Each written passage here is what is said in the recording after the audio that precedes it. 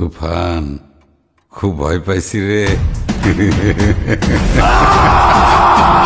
শাকিব খানের তুফানের ঝড় দেখে এবার ভয় পেয়ে গেল চঞ্চল চৌধুরী।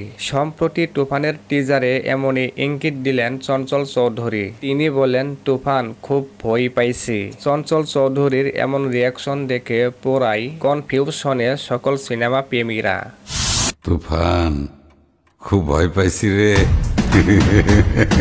অনেকেই বলছে তুফান সিনেমায় সুপারস্টার শাকিব খানকে এত পারফেক্টলি উপস্থাপন করা হচ্ছে যা আর কোনো সিনেমায় করা হয়নি। তার কস্টিউম, এক্সপ্রেশন, অ্যাটিটিউড, ডায়লগ সব মিলিয়ে মন ভরে গেছে। সত্যি বলতে শাকিব খান এজন্যই যার বিকল্পে আর কেউ নেই। কোনো কিছুতেই বাধা দেয়ার এখতিয়ার কেউ রাখিতে পারবে না। শাকিব খানের এমন মাথাভাঙ্গা অ্যাকশন বাংলা চলচ্চিত্রের নতুন ইতিহাস গড়বে, এটা নিশ্চিত।